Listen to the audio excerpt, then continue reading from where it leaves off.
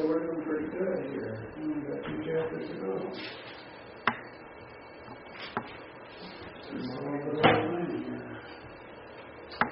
Chapter 3. A few manuscripts read as Q. So that's the Cray over there. We got a Cray reading somewhere along the line. What verse? Oh, verse 3. Yeah, okay. Verse 3. Okay, yeah, Rod. Yeah, Rod. Verse 3.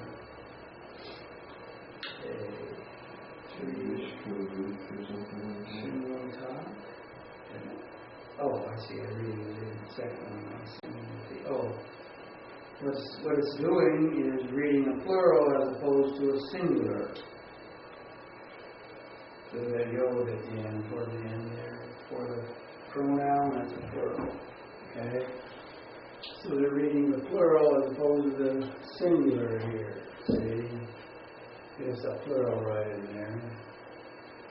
And many manuscripts read it with a singular in there. So the difference is few manuscripts read the plural, many manuscripts read the singular. And what they've done is, you'll notice this little thing here telling you the only giving you part of the word that makes is effective. Okay? So that's what that is. That's what that little, hyphen there is just giving you part of the word. Okay? And the difference, of course, as I said, is yod in there as opposed to no yod in there. The question we just simply have to ask, since the Hebrew manuscripts are at variance here, is, what makes the most sense, and in the context, what makes the most sense. Okay? So that's what it means. Let's see. Okay. I guess we just kind of bother the second, so we're going to back up kind of more now. We're not going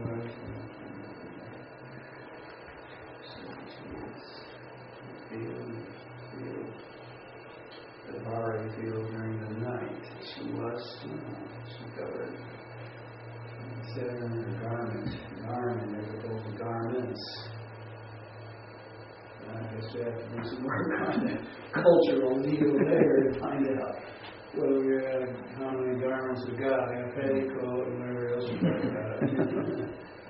Those days. At any rate, bottom line is it's either a plural or a singular there, and that would have to be probably a little bit of work there to figure out whether we're going to go with the few or with the many. Probably go with the many. I'm just thinking on the top of my head, probably at this point. I'm inclined to leave it there. Okay. Now, the second one, we got another Q reading with many manuscripts reading something else, and there's looks like it might be a difference between. It looks like there's a difference between the second person or third person and the first person. Looks like that's what it is. Okay. The first person, T at the end. And many manuscripts, verse 3, number B. Verse 3, number the end of the line. Oh, what I've got there is a yod hanging out there, and that question, I guess, was, what does that yod, does that represent the first person? Okay, or we understand the third person there. Contextually, she went down to the grain field, so there would be the third person. Contextually. So, on the one hand, that is the issue. Many manuscripts read this, and not this as third person, the first person. Okay, that doesn't make sense. The only question we would read with that would be, is there a variant third person ending? An ancient variant third person ending. That's the only thing, is contextually you got to read third person. There's no question it's got to be third person. So I would just, if I wanted to check that out, I would check with Gesenius grammar to see if there's a ancient variant ending for the third person. That's all I would check. Okay, the bottom line is I'm going to keep the main manuscript. 4. 4, this happens quite a bit. 4a, you'll find this wherever 4a is. Let's see, where's a? Oh, there's the end of the second line. And the same problem occurred. Notice this ending of 4a, and opposed on that line, the little a, verse 4, little b, verse 3. What it's saying is, we've got the same problem. Compare that previous problem there. Okay, so whatever probabilities are, whatever we determine about the first problem is going to apply to the second problem. Okay, so we've got to work those two together in some ways. 5, verse 5, many manuscripts read Q. Okay, read as in for A again. Verse 5, A. Oh, there it is. In fact, I got a problem there. Something's missing here. I've got vowels, but I don't have any consonants in there. That's pretty interesting. Notice what they did. They put the consonants in. That's what they did. You see down below? You got an olive with a seri there. You see what they did? They just went ahead and put in the consonants over there. That's what apparently, what verse is this? 5? Yeah, 5. Yeah, it's Q. Oh, there. Let me see the Q.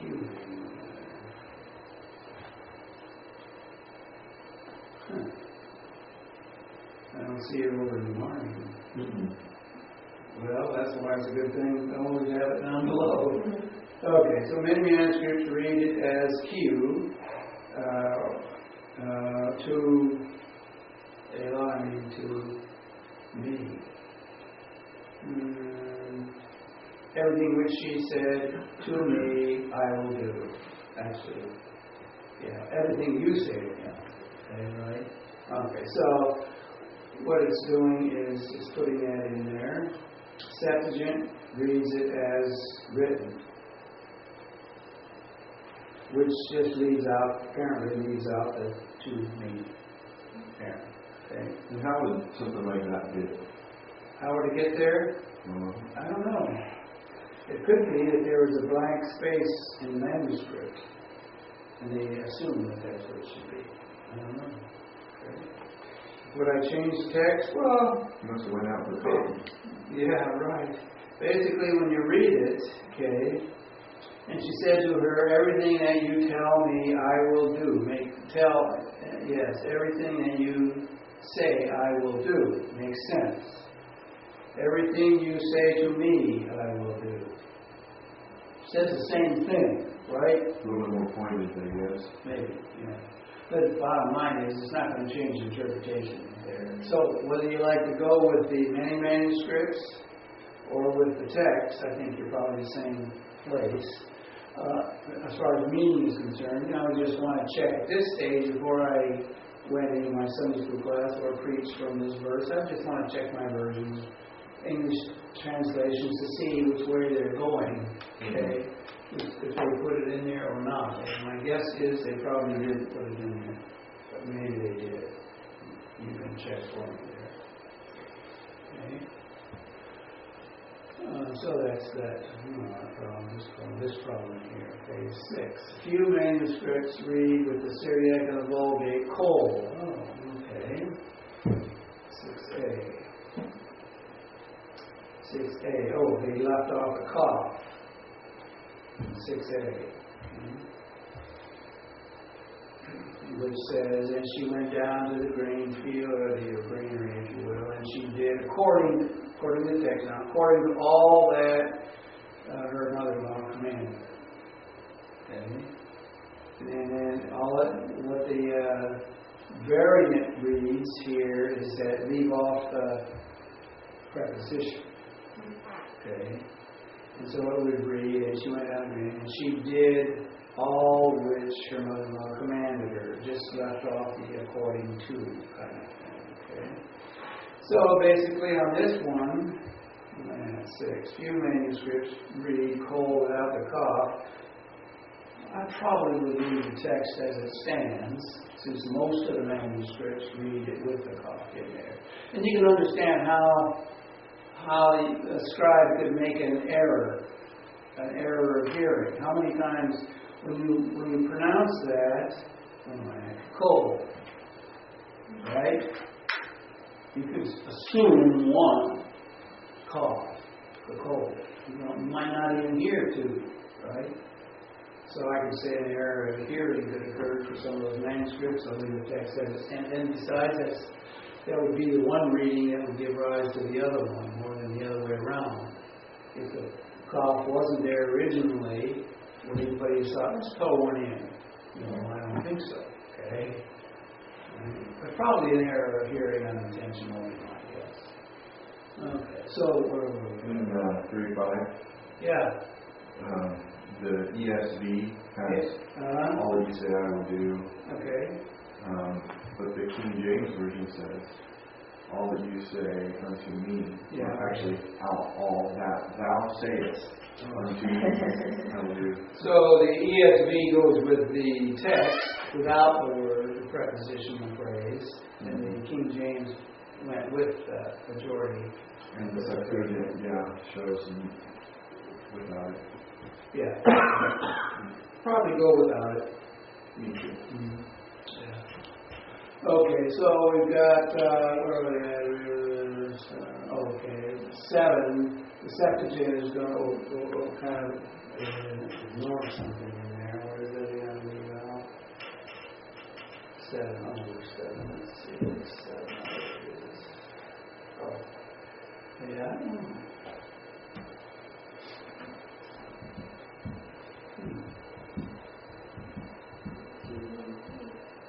It's right over at the second line. Yeah, I see it, yeah. So the Septuagint leaves it out. Leaves it out and she sat down. Okay. And he sat down. So that Septuagint leaves that out. And he ate, Boaz ate. Oh, no, excuse me, I sat and drank. Ate and drank, and his heart was feeling pretty good. Okay. So the Septuagint simply reads, and Boaz ate, and his heart was feeling good. How come heart feels good? Just a drink make your heart feel good. Okay. So we know what that reads, and would I go with the Septuagint omission? No. In fact, the Septuagint omission doesn't make the completely best sense without that word drinking in there. Okay, verse 9, the Septuagint, L, that is one of the versions of the Septuagint, verse 9. Yeah. That's one of the versions of Septuagint plus the Vulgate Syriac adds Altain, which probably means law there in verse 9. So, and he said to her would be the addition, right? As opposed to simply, and he said, who are you? So would we change anything at that point?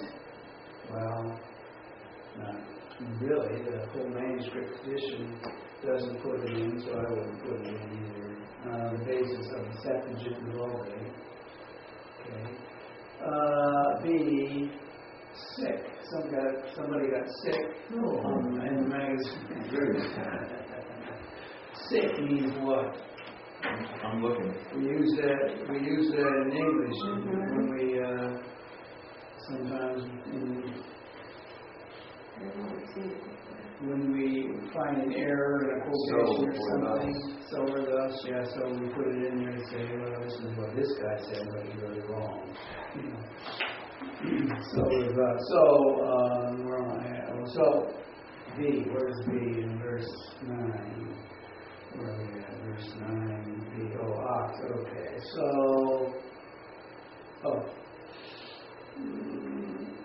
let's see what the difference is here. Who are?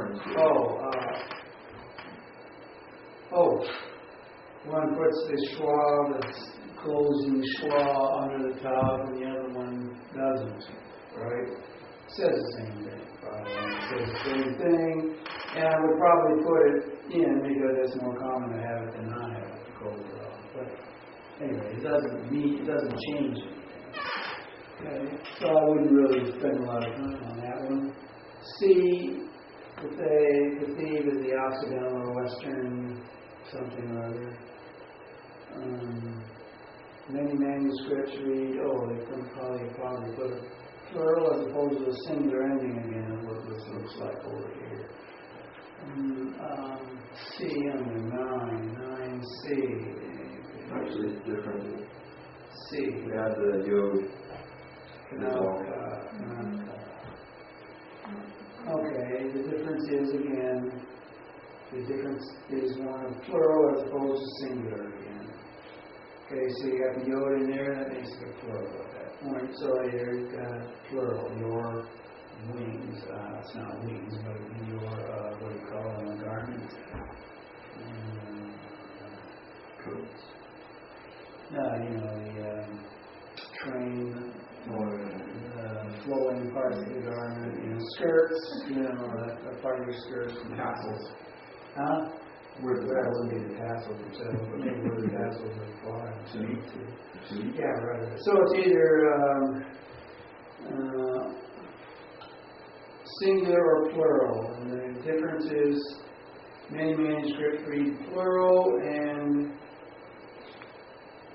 Q, Septuagint, Syriac reads singular. One Catheve reading. So there's different Hebrew texts that read differently here. So let's see. Many manuscripts. Most manuscripts read plural, it looks like. I'm reading this correctly. So the question is, again, I think the issue again we want to look up. I want to look up the word. It's not going to change the meaning of the word, just whether it's singular or plural at that point. So I want to look up the word in my BDB to see if, in fact, if there is any significant difference in the idea involved with singular or plural. If there was, well, then maybe it's an issue of culture. We'd have to check the culture to see what would that be. You see. Work it from that standpoint there. But that's the difference. Singular or plural. 11, few manuscripts with the Septuagint, one version there, probably version. Syriac, the Targums, and the Vulgate add, to me again. Verse 11a, somebody is adding to me, 11a. She said to me, I will do for what can I do for you? So, okay.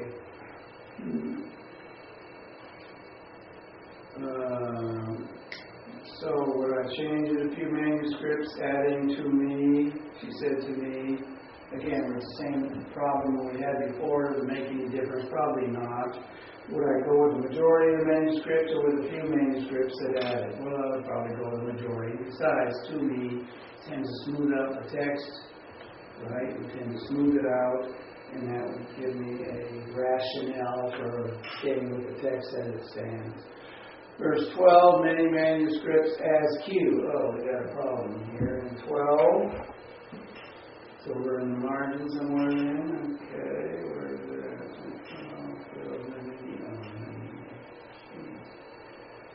We didn't put it over there again.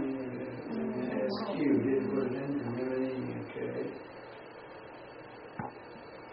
Let's see how many circles we got. 1, 2 circles. So let's see what this is here. 1, 2. Gee, that's an awful lot of stuff to try to figure out there. That's awesome. I'm not even bothered right now. Okay. What I have to do here, given the fact that it doesn't give me any data, okay, and it doesn't even give me a different reading there, but I do have a circle over it. See that circle over it? What I'm going to have to do at this point is I'm going to have to read what the Masorah tells me. Okay, just to see what they're saying over there. Okay, and then we can make, maybe I can make a decision at that point. So I'm going to have to read that out first. Okay. The Masorah? Yeah. But then... Is that the one that says MP sub? No. But that's over on the side over here, the one on the margin. Oh. The small Masorah. Okay. See what I'm saying? So I'm going to read that. But then again, also I'm going to look at the text. And I'm going to see what it says and ask myself the question, as it stands, does it make any sense here? Okay? So, and now, truly, because truly, I am a kinsman redeemer, is what he's saying there. And also, there is a kinsman redeemer nearer than me. Nearer from me, nearer than me, okay? That makes sense. Well, yeah, I know what that means. It says there's one who's in closer relationship to Naomi than he is, apparently.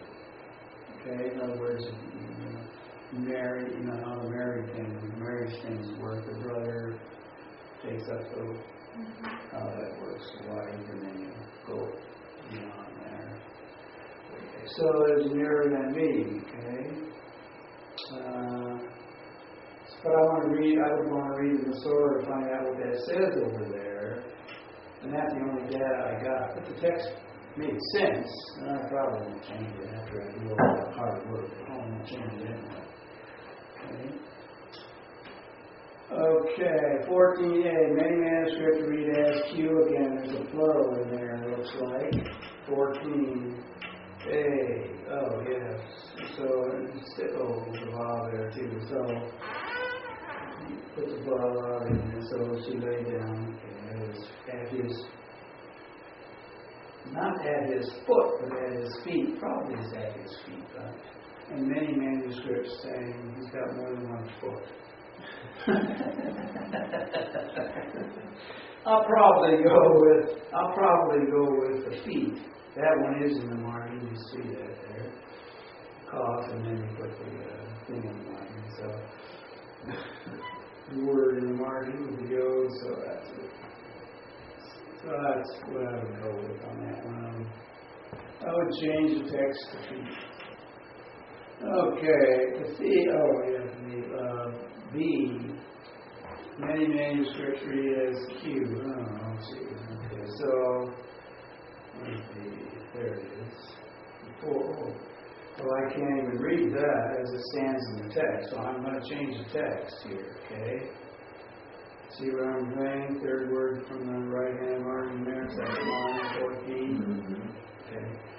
So paterum is a word I understand. Would that vav in there? Well, I'm not sure what that is. Okay. And it would mean before. Okay. So the text, or the kare over here, many manuscripts read as the kare, which is this one over here, which in the margin says paterum, the word without the vav, in other words, which means before. And then what's the other side of that? Oh, no, it just tells you what the kathiv is. It says the kathiv, they put the hole over the vav to show you, but probably thinking in terms of a vowel letter. But the bottom line is that that's not the proper spelling of the word anyway. It's proper pronunciation, at least, is the way it is in the margin down here, the term with the segol. Okay? So given that, I would change the text, obviously. I would change it to the kathiv, or the kare reading. Okay? It has to be changed, because it doesn't say anything what it is, and it doesn't communicate right. That must be a C on it. That's a Septuagint and the Vulgate add Boaz somewhere. And the Syriac is reading, and she said, or something I think was, and she said. C14. B, C, okay. And he said, Syriac wants her to be talking. Okay, so what this is saying then is that the Septuagint and the Vulgate are adding Boaz. And Boaz said, right? Probably to smooth out the reading, clarify it, because it does make sense without it. You're not going to confuse who's talking, I think. So, but it would smooth it out a little bit to put the subject in there. So I'd probably keep the text as it stands. And since the whole manuscript since the whole Hebrew tradition agrees with me, so we'll go with it. And we wouldn't go with the Syriac version. We decided to have her talk instead of him talking. So, okay. Syriac here also wants to have, probably if she's talking here, then she's got to be doing something here. And this D, so that those two are probably working together. Yeah. So if she is doing the talking there, then she's coming probably there, as opposed to him coming. Okay. And then also the next one goes along with it. Okay, because and let's notice Syriac. Once the mistake was made here to turn that into a feminine, okay, now you've got to change this to feminine, and you've got to change this to feminine. Otherwise, the thing don't make any sense. Okay. Why was this? What's the Septuagint doing on that last one on E? Woman here. Oh yeah, that one's reading a woman here. Let's see, on C is it? Let's see, where is that? Is that E? Aisha. Very good. Very good. Oh, that's C. Aisha, yeah. So it's woman instead of just woman? The woman, it says the woman, and they're changing it to just woman. Just simple woman, okay, yeah, right. Yeah, they took out the article, in other words. And you notice how the mistake would occur there. Can you see how the mistake could easily occur as an unintentional?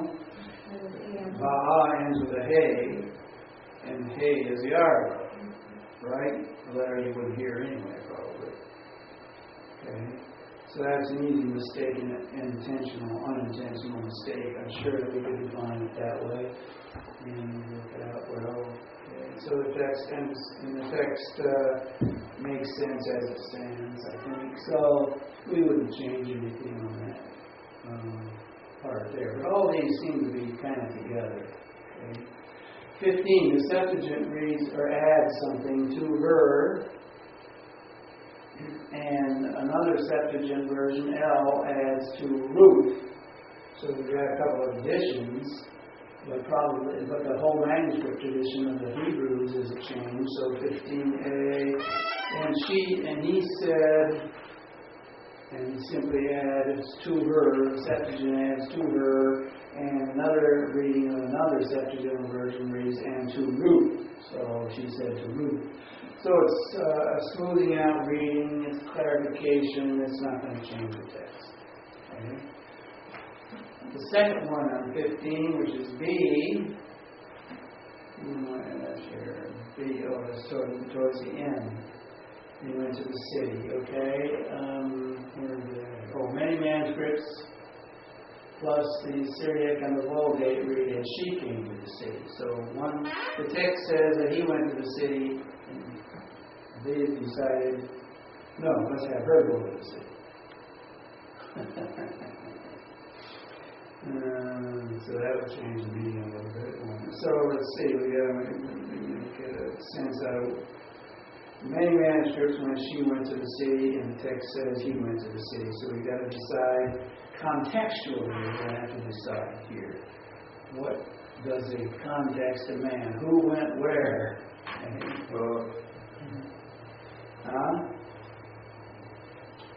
You see, if the barley was laid on her, then she would go to the city, right? Mm-hmm. Well, instead upon her, and he went to the city, and she went to the city. Well, verse 16 says what? And she came to her mother-in-law, and she says, the probabilities are, you change the text, and put she in there and go with the majority of the manuscripts. Right? Yeah. So we would change the text on that one probably.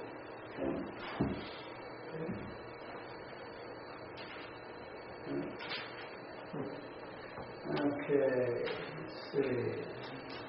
We're coming to the end of this probably. Two more pages. 17, the Septuagint, one version adds to her again. Compare verse 15. So this happens quite a bit. When one thing occurs, it kind of repeats itself to smooth it out. And it's pretty obvious that it's smoothing is there to smooth everything out. And notice again, you got the same problem we had in verse 15, where the words aren't there, just the vowels there. So whatever we did before, we're probably going to do here. Okay? And I don't think we're going to change anything.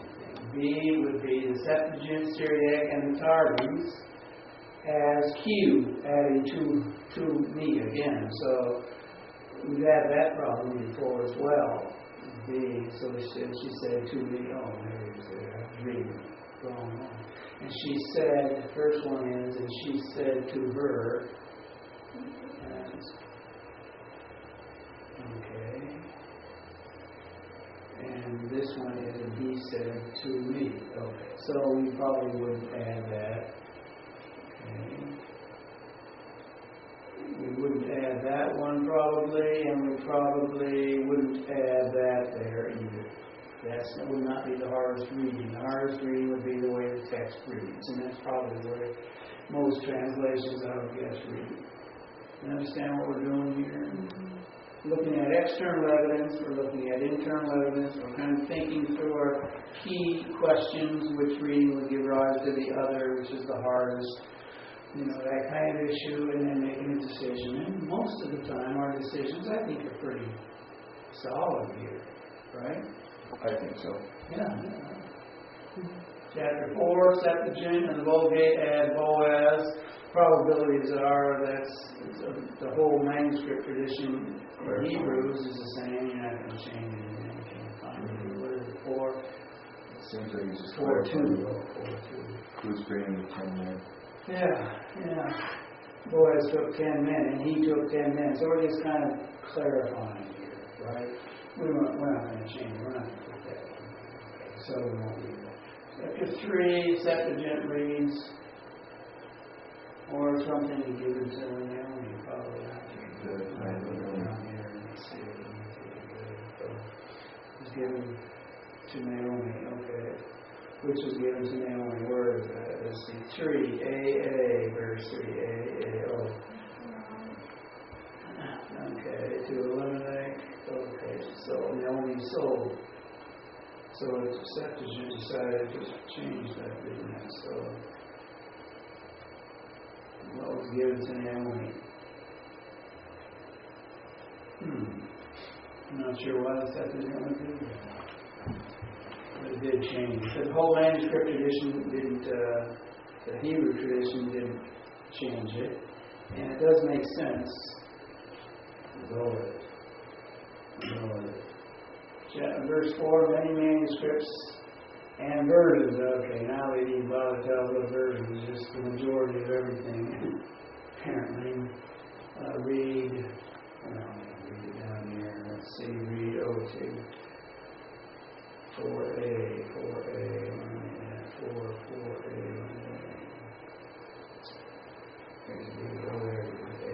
Use all. Okay, use all as opposed to Tigal. Oh, again, we got third masculine singular or third feminine singular, right? So the question is going to be what contextually, who's doing what here? Okay, right? Okay.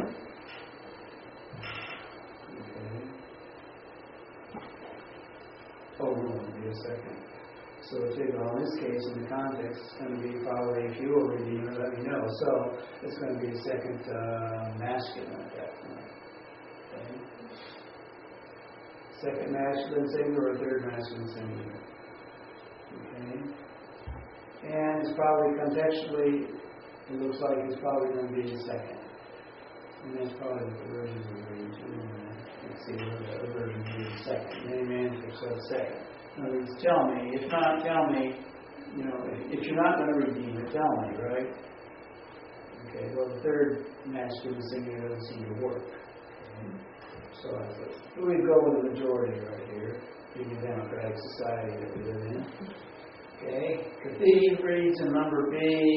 Okay, and many manuscripts read over here. Okay, I will know or I will know. Looks like it's just an issue of spelling, most likely here. Okay, B. Verse 4, B. 4, A, so I mean all that there's not any other except me reading. Okay, that's it. I don't know. So I'm just gonna okay, you know what?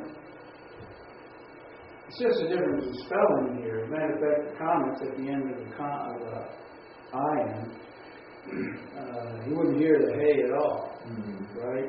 It's just a matter of spelling. Nobody's going to check and see which is the common way to spell it. Not going to change the meaning at all. And I would put in the text, in my textual analysis, I would write in what the common spelling is. And if it was not the text, then I would just make a note why I did that. Okay? So it's just a matter of spelling. 5, Septuagint reads. Also, so reading something else here. Well, gone. Oh, gone. Also, and then the sign of the accusative there, reading the sign of the accusative. So that's the Latin Vulgate. So let's see, 5. Would I change it? Change this here, all this Hebrew manuscript tradition to coordinate with the Latin Vulgate. I wonder what that Pope would do. I'm not going to change it. Okay, I'm not going to change it. Okay, a few manuscripts read in number B, verse 5b. A5a, where's B? Oh, Kanita. Oh, yeah, well, that.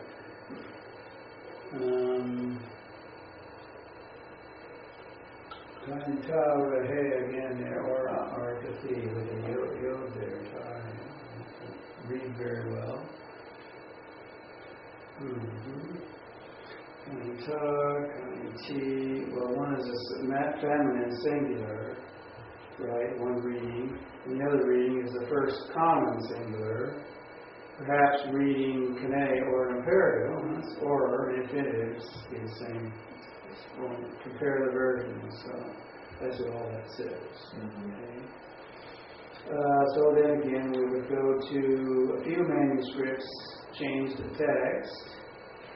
The majority of manuscripts apparently are reading what's in the text. So the bottom line here is, since there's a variation, we're going to go into the text, see what the different interpretations of that would be, and go with let the context to make a determination on it. Okay?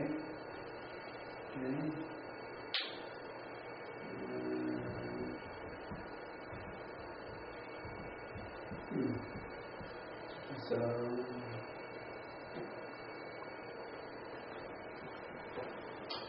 where am I at? 7? Septuagint is adding this righteous quantity here.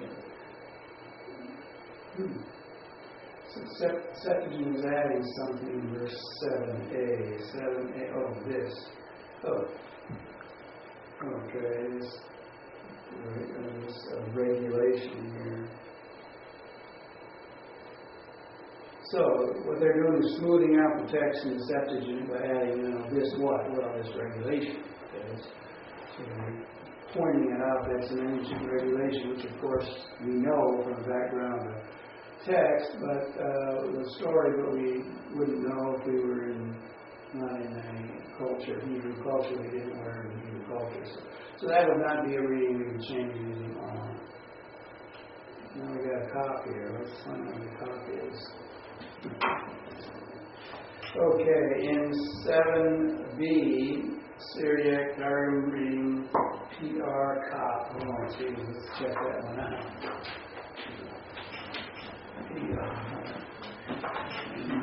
PRB means PR.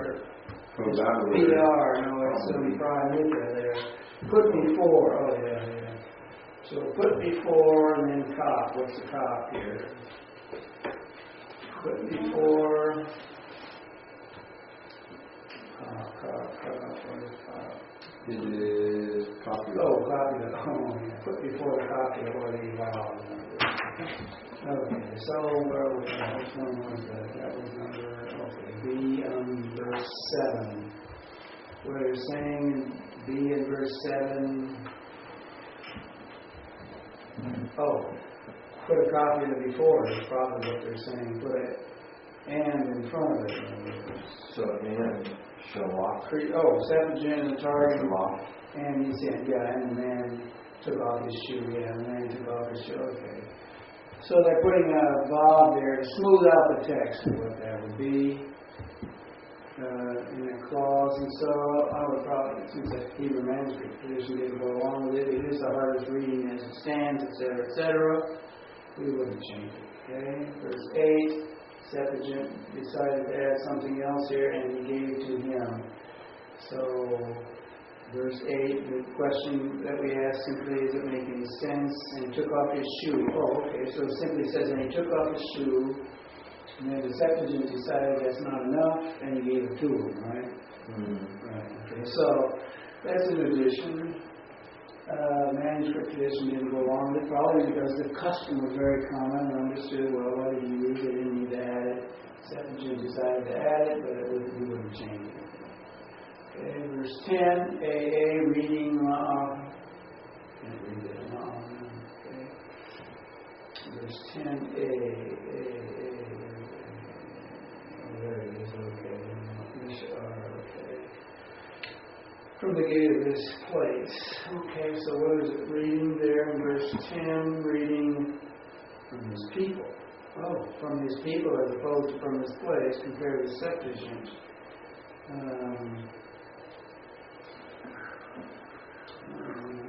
have to check that one out a little bit. Let's see.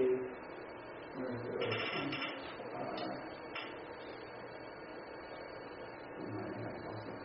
From his people.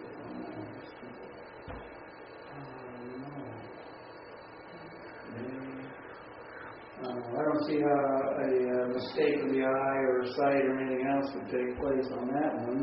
Okay. So, except the only issue here is to understand what it means from the gate of his place. What does that mean? From his hometown or something, from his people. So probably it is, I wouldn't call it a smooth reading, but a clarification type reading, apparently. Okay. And I probably wouldn't change the text on that score. And then what we've got here is witnesses and elders. Okay, what is that? Okay, something. Said, okay. Probably reading that tell you the witnesses and the elders said. Oh, the witnesses and the elders said. So 11a, let's see. What does the text say? Oh, and the elders, witnesses. And the elders were witnesses. We put that in as if noun clause, right?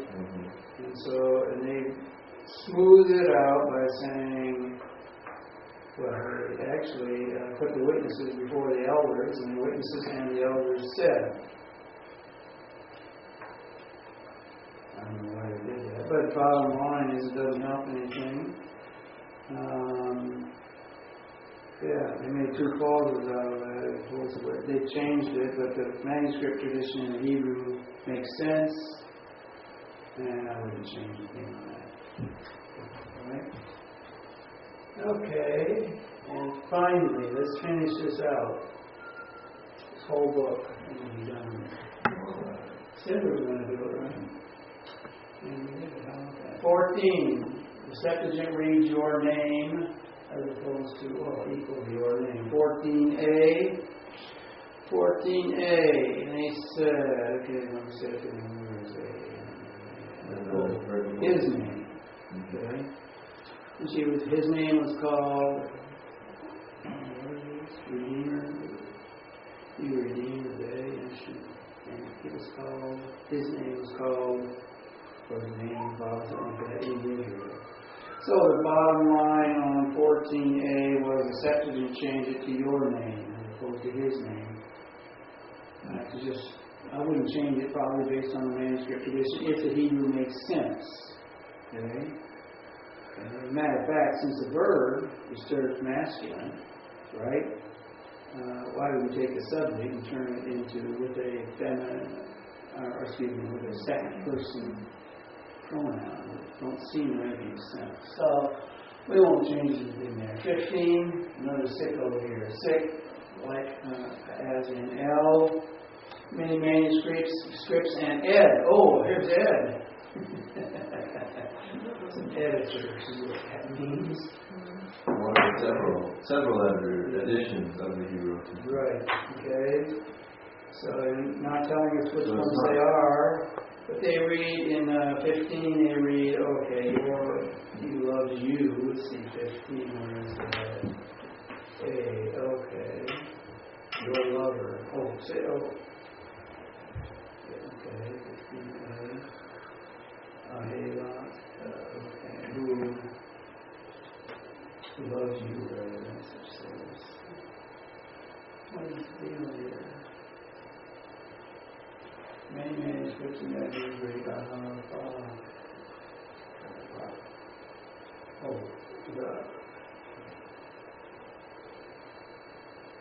consonants look the same as only the vowel. Yeah, it's just the vowel. It changes to commas.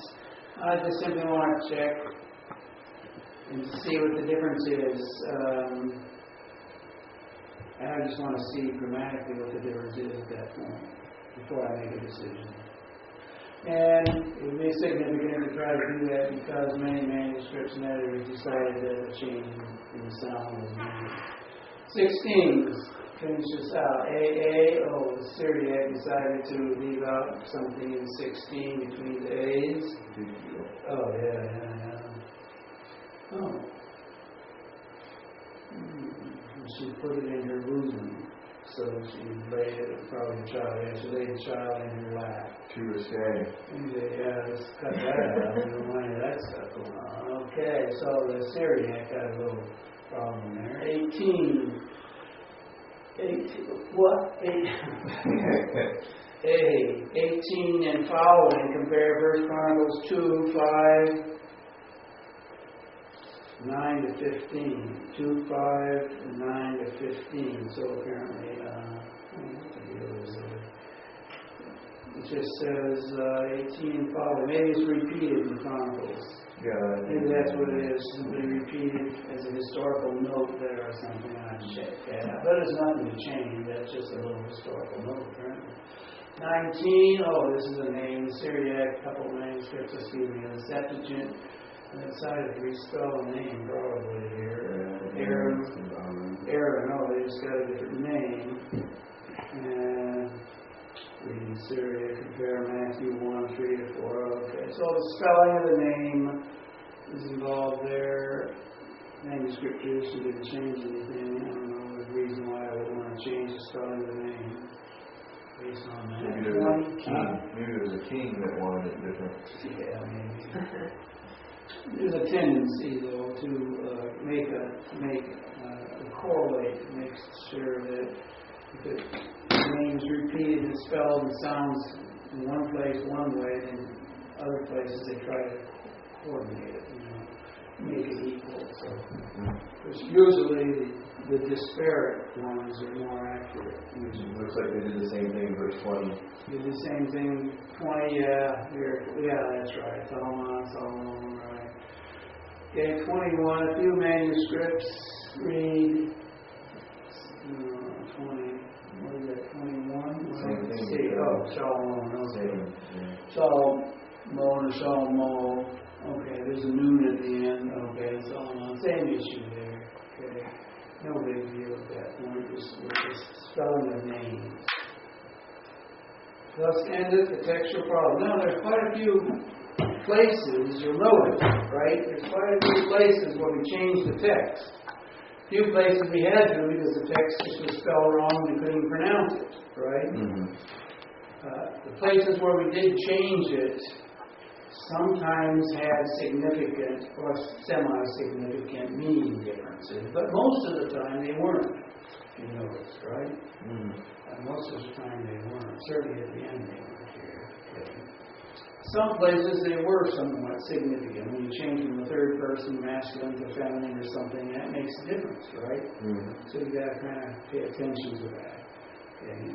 But again, to ease our thinking when we're working through a text, one of the first things you want to do then is just look at the text, look at the apparatus, note particularly those textual problems where the Hebrew manuscripts differ. You might want to look at the others just to see what it's all about, but at those points you want to make sure you pay attention to those. And anything that's in the margin, that is the Korea readings, of course they'll be in the bottom anyway, but you want to check on those and make sure of those. And most of the time, there's not that many. We went through everything.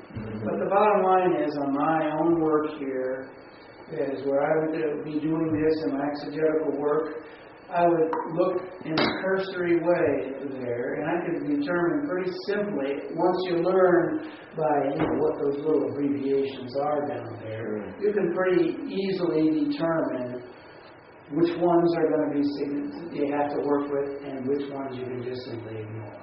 Okay, so that would be pretty easy to do. Okay, and we wouldn't be doing what we're doing now. That is, look at everyone, explain everyone, decide on everyone. Okay, we wouldn't be doing that normally. Okay.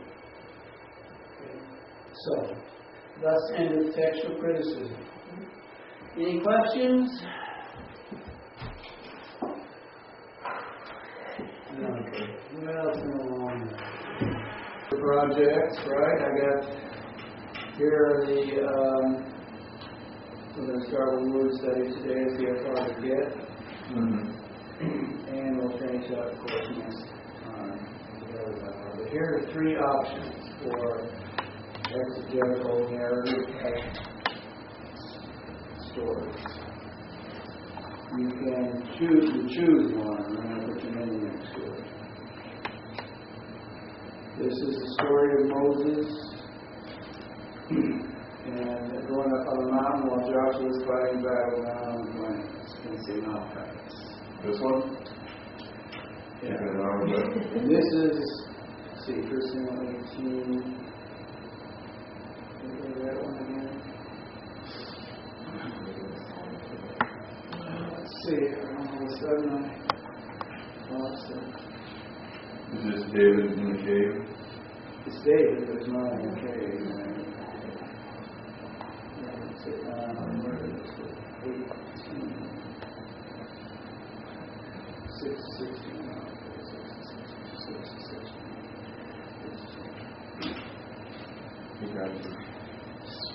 Smiting his Philistines, women after oh yeah, this is where David sings a song, or they sing a song, David killed his 10,000, Saul was whatever, and Saul tried to stick him to the wall. Okay, that's that story.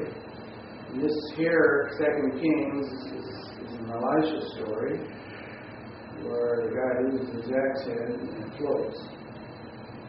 In the water. Remember that story? So you need to choose one of those three. That is, one you can choose one and then choose the other. Okay, so let me know before the day's out what you would like to do. Okay. And then we will put it in stone. Okay? So you might want to write those down. You can check it out and see what you would like to accomplish.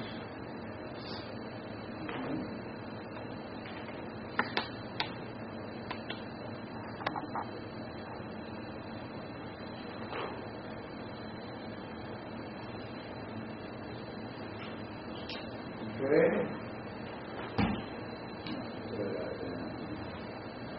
Okay, well, we'll have a word of prayer, then let's start today with word studies. Okay, so let's pray. Heavenly Father, again, we thank you for this day. It's a beautiful day out there today. There's no fall and no rain, and maybe it'll stay that way throughout the day, but it's a good day. Good day, even if it was lousy weather. It'll be a good day to walk with you, and we just thank you for that. Thank you for the opportunity to come together and to interact with the topic of this course. And we pray that you'll help things to be clarified today if there's confusion. We pray that we'll accomplish some positive steps in our ability to interpret your word accurately and therefore proclaim it to others as well. And again, we remember Adam and Crystal. We pray you continue to be close to them, bless them, and help them to work through all the difficulties facing them, the emotional trauma that they have experienced. And we pray that you'll be, especially with those who are around, and help them to be sensitive, supportive, and we pray that short order that they will be able to just continue on in emotional stability and continuing faith in you and what you accomplish in their lives. And we just ask your blessing upon all of our activities today. In Christ's name. Okay. Let's talk first off here about word studies today. If you were to ask certain people, pastors, other Christian leaders about exegesis, interpreting the Bible and the process of exegesis, one of the things that, if you ask them what their method is, probably one of the things you'll discover more often than not is they do word studies. And of course, it's important to know the meanings of words, but they do word studies not just for meanings of words, because a lot of times what they're studying apparently are words that are very clear as to what they mean. But they look for illustrations that they can use. In other words, how these words are used so they can use it in illustrations.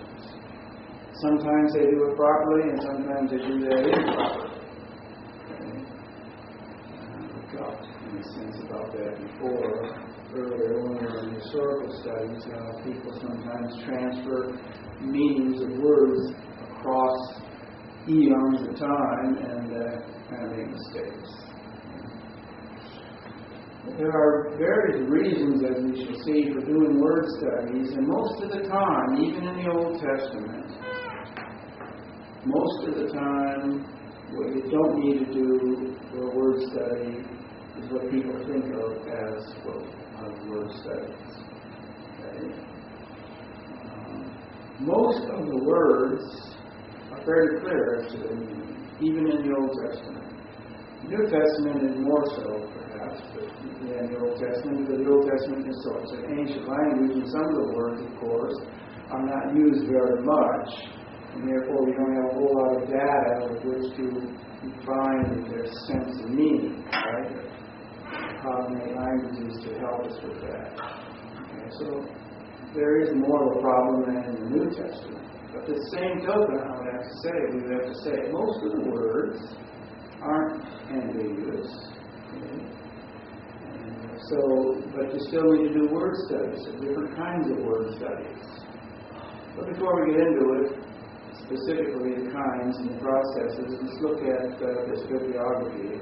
A few key things on the bibliography here. One, of course, is an English lexicon, a Greek English lexicon. Now, why would I put that in there for a Hebrew word study section? Should you look at word for the Septuagint? Okay, that would work with the Septuagint, right? Okay. There's other reasons for that. There's other reasons to do that. So the Old Testament is quoted in the New Testament? Yes, it is. Yes. Okay.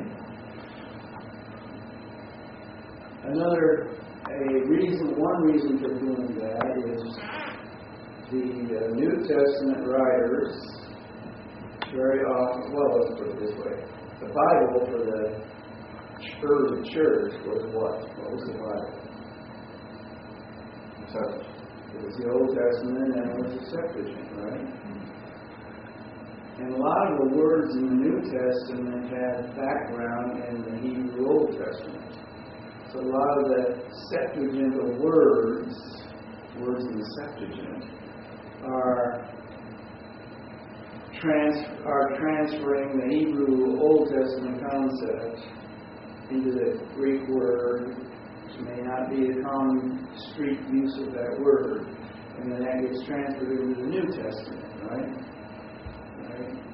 So there's oftentimes there's good help to figure out how the translators understood a word.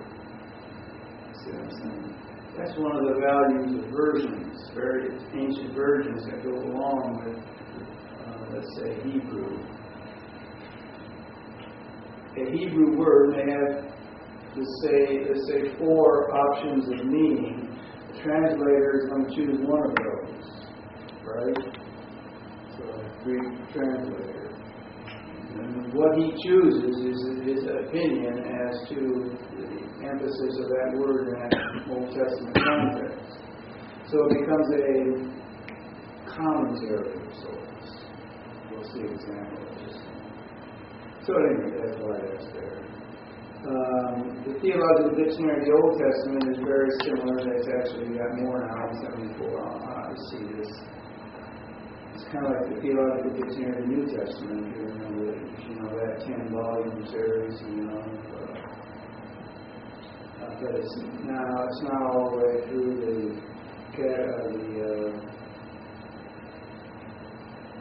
alphabet yet, so I forget what letter they're at now, but they're over halfway right now. But they're working on that. Of course, the main lexicon is this one, Hebrew English lexicon. Okay. Concordance you need for word studies, because you need to find out where the word is used. One concordance, this Shoshan concordance. Now that particular one was written and published in Jerusalem. It's in Hebrew. The word, obviously, the Hebrew words are there, but also the explanations are in Hebrew, so you may have a little difficulty with that. There's other ways to get other concordances you can use, like English means concordance, right? They'll give you the translations and might be somewhat easier to use. I don't know if you're ever familiar with Wazowski, Gerhard Wazowski, but I see it here. It is Concordance to the Old Testament. This was written, it's an older work, but it was hand done. If you've ever seen it, it's amazing just to look at it, because it was hand done. It's not that thick, and it was hand done by hand. It's amazing when you come here.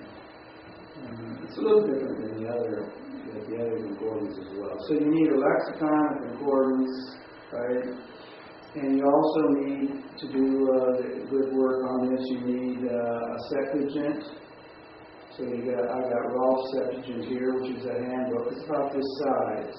It's about the size of our Bible here. Maybe a little small. The Septuagint, right?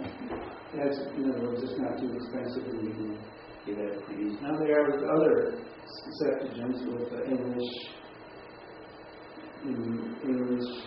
interlinears, and there's one with a Septuagint on one side, English on the facing page. There's various kinds of options you can get for that. One of the books I recommend for word studies is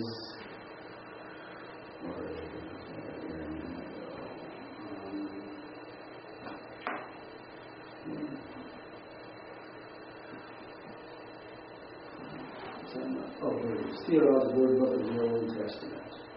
It's 2 volumes. It's done by conservative scholars, which you don't find in some other word study books. Okay? And it's very good. It's easy to use. It's the discussions are not all that so lengthy that you got to read 14 pages to figure something out. Okay? And you can buy it on CD. Actually, you can probably get it. I don't think I have it on the drawings here, but it probably comes up in the drawings as well. You might have it. I don't know. You got the full thing. You might have that. I don't know if I have it or not. I have the books. I pulled those out the shelf. So that's what you need for doing word studies. Then there's other books that do specific things for words like Gerberstone, which is old, but you got synonyms. So the various words for sacrifice, for love, for whatever. You give you a little synonym statement there, which is helpful. It's an old book, but it's helpful. And so those are some key things that you would want. Now I'm going to say, well, you're working on your library for the future. What do you really need, right? Well, obviously, you need more investment that you got. You need a dictionary. You got one of those, right? You need a concordance. Okay, you got a concordance. You need a Septuagint. Okay, and helpful would be although not absolutely required, would be a concordance to the Septuagint, which is the Hatch and Redpath. Which I have here somewhere. Yeah, Hatch and Redpath, concordance to the Septuagint. Okay? Again, you can get that from CBD. Those are basics. Okay? The other stuff are good to have. And if I was thinking then about a word study book proper, first group that I would get would be the Harris, Archer, Walke Theological Word Book of the Old Testament. It's conservative, easy to use, pretty. It's got almost every word you want to look up will be referenced. Okay. So that's a good section. Some of these others, like you see this one right here, Vestermon and Jenny, Theological Lexicon of the Old Testament, 3 volumes, but a lot of times you look for a particular word and I just happen to use that one, and that's frustrating. Okay. So that's stuff on books. Okay. Oh, I put grammars in here too. Why would I put grammars in there? Well, it'll come clear when I explain why we do word studies. Okay. Where is that here? Patrico and Banco. Oh, yeah. It is nicely referenced a lot of passages. Yeah, right. That's right. Now let's look at this for instance. Here's an example of a modern day word study you find sometime in sensationalist magazines. Did I put that? I didn't bring my copy yet. Did I put that one in here? Mm-hmm. Oh. I gotta get that. Genesis 15:17. And it happened while the sun was going down and darkness was settling in. Look, a smoking fire pot and a torch of fire passed between those pieces. So what this is a reference to, this is a prophecy according to somebody of assassination of Prime Minister Yitzhak Rabin. How in the world did they get there? Well, here's how they got there. Notice. Here's the portion of the Hebrew text. Yeah, you can see that there. Okay. So they take that portion of the Hebrew text right here. Okay.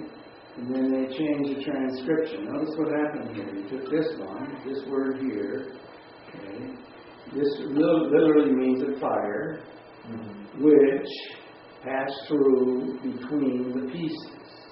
Okay, right? Okay, so what they've done is they have fire, and they've separated the Resh from Asher, attached it to the first letter over here, which of course Ra then means an evil thing, okay. And then they took these letters and attached those together, okay. So that's where they get Rabin in there, you see. And then, interestingly enough, they separated the day. I'll talk about that in a minute. And then they've taken this word here, okay, and they got a special interpretation of that. So here's how it works. See, here you have the literal translation: fire, fire, evil into Rabin. They use the hay as the word for God, and then they took this as decree, and they eliminated the can use it. Okay, right? Little manipulation there, maybe. But the interpretation then says this, based on the transcription, is that the day that this passage was being read, and this is then part of their fascination, I guess, with the whole thing. On the day that this passage was being read in the Hebrew sequence of reading the daily passages, right? Okay, so this one came up, and that's the very day that Rabin was assassinated. 2 shots fired into him. Fire, fire, 2 shots. Arriving at this conclusion, incurred by the following: the 2 shots represented by the double reference. Fire, the term evil created by disassociating,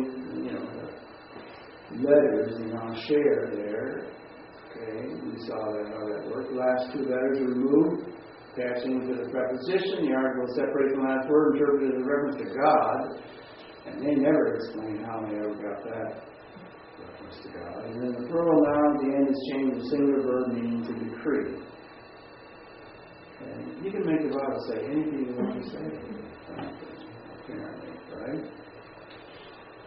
Is this kind of exegesis legitimate? That's the question, right? Do we have the option to kind of separate, move around letters and words and stuff like that? Well, no, this is not legitimate at all, and this is not the kind of word study we're going to teach it here.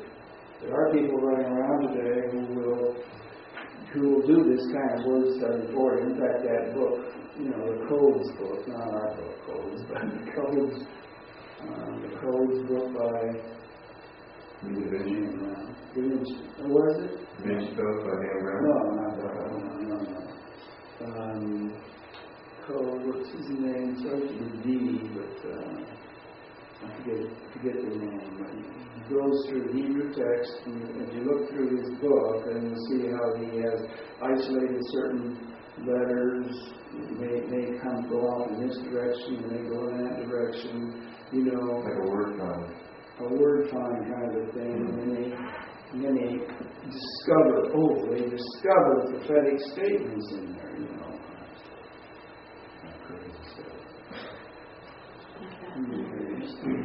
This is not what we mean by doing word studies. We're not gonna do this kind of thing here. Okay? We've got to do something a little more legitimate than this. However, I have to say to you that this article that this was in came out in what would be classified, I suppose, by some as a legitimate paper that's distributed to the evangelical Christian public. And I say, what are we doing? So it was not one of those things a paper that you might find on like the Enquirer on the newsstand or something like that. It wasn't that level. It was when it was sent. Actually, some people, they actually subscribe to this legitimate Christian evangelical paper, and this kind of stuff is in there. It's just too bad. Okay. Well, we want to look at the purposes for doing word studies first off. Why do we do it? Well, obviously to understand the meaning of the words, right? There's more to it than that. This is what you find in a lot of exegetical works. A statement like, you have to determine which are the significant words. Otherwise, you can't spend all your time doing an in-depth word study on every word. Okay? So you choose what are significant, and then you study those. Okay? Well, let me ask a logical question. How do you determine significance? study them all first? You got to do some. You have some working knowledge of the words. Yeah, right. Now, if your thinking was, I'm going to choose the significant words in my passage and do a paper on, if that's your thinking pattern, and you read through the book or the passage, how often would you ever choose to do a word study on the law? Conjunction of words, right?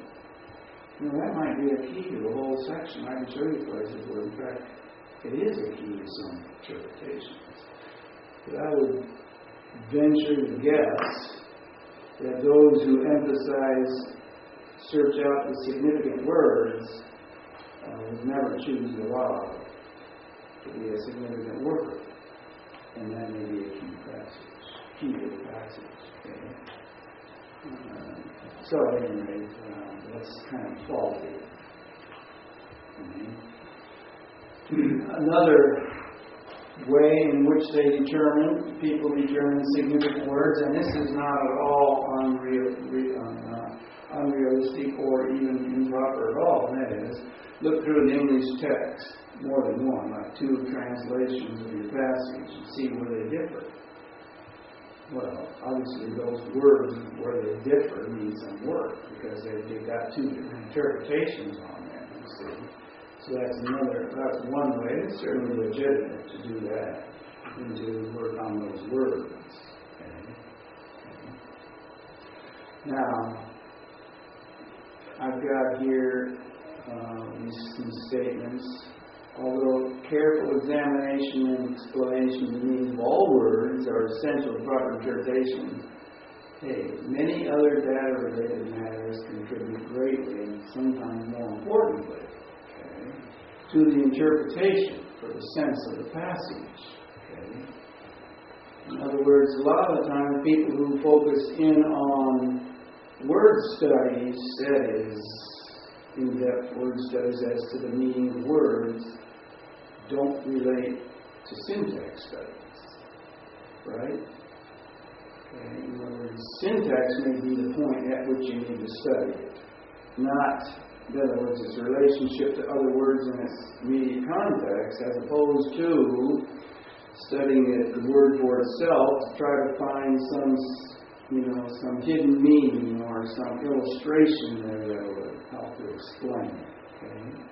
Figurative language is very important as an aspect of word studies. Okay? Of course, that comes up in poetry a lot. Word order emphases is an important aspect of word studies. Emphasis is an important part of our speech. You can say one sentence and emphasize different words, and the hearer will be thinking in a particular, depending on the words emphasized, will be thinking that discussion is going to go in different directions. Okay? For instance, we use this illustration pretty commonly, and that is, in Christ all died. That's said without emphasis. Let's make it alive. Let's make it live. Let's let him live. Okay. In Christ all live, right? Or in Adam all died. Okay. Now, if I were to say, in Adam all died, you're expecting me to focus attention on in Adam as opposed to what the other option is, right? If I were to say, in Adam all died, all of a sudden, you're expecting me to go off in the direction of universality here, right? Or if I say, in Adam all die, now are death, life issues here to focus on, you see, right? Now if I say, in Adam all die, now I start talking about the alternatives to being in Adam, or how you would say, where is this going? Something is missing here. I'm not following this, you see. Emphasis is very important. Okay? In Hebrew, it's like in English, we can emphasize things, by word order. Okay? In word order, if you track the emphasis in the written page, on the written page, you can see where an argument or discussion is leading. Okay? Where the focal point is. And if you overlook that stuff, then you may well be missing the main focal point. Okay? So that's an aspect of word study as well. Okay? Well, we'll get to some of those kind of things. Okay?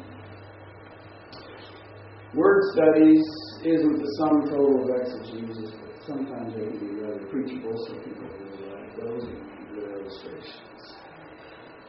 Okay. Let's go down to the second. The study of words necessarily includes more than lexical or semantic meaning. We know that. There's more to it than that. And that relates to the syntax side and the whole literary document. For instance, as we illustrated earlier, yesterday, I think, when we had Genesis, we said, look, this word naked and the word for Satan, right? I mean, there's a whole pattern that's being developed, subliminal in a sense, right? Only there for those who live in the Hebrew, of course. Translations distort and destroy all of that. But that's looking at taking a word which is very clear. See, we know what those words mean. There isn't any question about the meaning of those words. Okay? But it's the relationship. In the larger context, it was the relationship between this choice of this word with a clear meaning and the choice of this word, cunning, for Satan, for instance, has a clear meaning, right? And yet there's a relationship that is being implied between those. Okay? Right? See, that's a word study model too. But it's not related to let's figure out what the words mean. Okay? It's figuring out how they relate to one another in this broader context. Okay? And so that's also part of being a word studies. Okay? That people kind of overlook a lot of times. Okay? And then we talked about this significant issue, significance issue. Well, that's kind of crazy. I know here, it's common practice. Such words as connectives, conjunctives, definite articles, prepositions, and a lot of other insignificant words are really keys to the passage sometimes. We mentioned that, didn't we, in Isaiah 7:14 on the definite article? How even the translations that they use those differently. And that is a key to the interpretation. Okay? And those who are looking for significant words would work on alma, but not on ha alma. So, see, they're not going to do a word study on the article. They should. They're going to do a word study on alma. Right? Yeah. So then here's word study purposes here. 3 broad categories here we got. Discover the meaning or meanings of words, diachronic or synthetic study, and synthetic study. What's the difference between the two? Diachronic, we mentioned that with history, but what do we mean by that? Huh? Through time. Yeah, okay, so through time. When was the earliest use of this word? What are the latest use of this word? And how does it change over time? And then what's synthetic? What do we mean when we're talking about synthetic? Made of plastic. Huh? It's probably made out of plastic. No. That's when you're isolating it at a particular point in time and you're trying to analyze what are the valid options for meaning at that point in time. Right? You're looking at it in that sense. Instead of looking across time, you're looking, more vertically, if you will, at a given slice of period of time to find out, what are the meanings at this point in time, which is what we need to do. And so those need to work. Sometimes those need to work together. Okay, right? In other words, you need to find what the flow of the thinking was on that. So you need to do that, and sometimes then you need to having done that, you need to say, but what's the time frame that I am studying? What's the time frame of let's just take a book that we pretty much know. Let's use a Solomonic era, so it's about 900, right? You see, but what did it mean? We know what it meant in the Pentateuch, right? And it meant various things throughout the usage of the word, but what did it mean during Solomon's time? Did it mean the same things it did during Moses' time? So that's how you got to work that together. Okay? Sometimes. When we go into some of these books to do word studies, when we go to do these word studies, are we going to do them together so we can see how we can tell through time how it's changed? Yeah, we'll look at some of that. Okay. Instead, if some of my illustrations don't have that specifically, we can do that. We can show you in your how to work through that in your lexicon, for instance. Okay. So, meaning or meanings of words, that's one way in which we do a study. Okay. Determine the usage of words in context. Okay. We know what it means. It means three different things, let's say. Which does it mean in my context? Does it mean all three? Or does it mean one thing? Which one of those things? Okay. Right. So that'd be very common. It's certainly more common than trying to figure out what the word means. And then finally, evaluate the syntactical functions. We know what it means. We know what it means in the context, but what does it mean in relationship to the next word? Right? We've got genitive relationship, right? So the key may be not so much the meaning of the word proper, but the meaning of the relationship between the two, which is the genitive relationship. Okay? And so that's another reason to study these words. Okay? Let's see if we have the words here. Sounds like. Okay. This is not my PowerPoint presentation. Another reason to give thanks despite the English translations. Okay. Here's the ESV. Praise the Lord, all nations, extol all people, for great is his steadfast love toward us, his faithfulness to the Lord endures forever. Praise the Lord. King James, so similar here, praise the Lord, all nations. Extol them all peoples. Here we have praise them all peoples. So what's the difference between extol and praise? That may be something you would want to say, well, let's see if there's any different in that word, what that word is. Then we got, for his great is his steadfast love, and here for his merciful kindness is great toward us. So now I got everything, his steadfast love and merciful kindness. It's two seems to be different things, but they're related apparently to the same word. Okay? And the faithfulness of the Lord endures forever, and the truth of the Lord endures forever. There's a difference seemingly between faithfulness and truth. Where is this going? And then you got another one, praise the Lord, that's the same. Laud him, laud. Now, we only know that when we graduate cum laude in college. So that's a word we don't use anymore, right? But there's Christmas carols. Christmas carols. Now we got his love and kindness is great towards us. That's very similar to here. Here we got steadfast love is great. Here we've got merciful kindness. Now we got loving kindness. Okay. And the truth of the Lord is everlasting. Well, that fits this. But here it's faithfulness of the Lord there, right?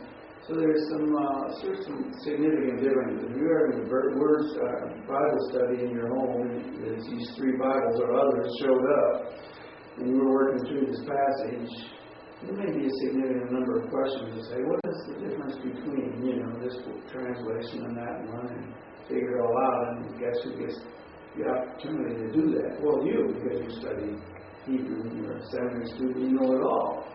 See? Now, there's other things involved with this.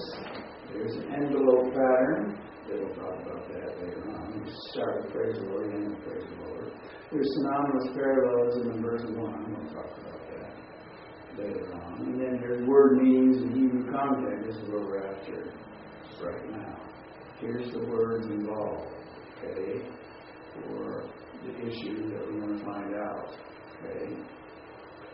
Dictionary for this word right here. Be strong, mighty, but with all. Preposition all right here. Okay. It means to prevail over.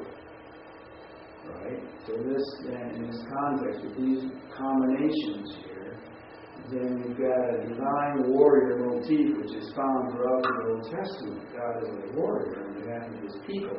And none of the English translations reflect it. Okay? None of those translations reflect it at all. Here's the parallelism. This is, we can talk about these kind of things when we get to poetry. Here's the key to the passage right here. That's what we're talking about. Okay? Steadfast love, all translations of the Hebrew word, all three are for the same word. Okay? Septuagint has mercy there.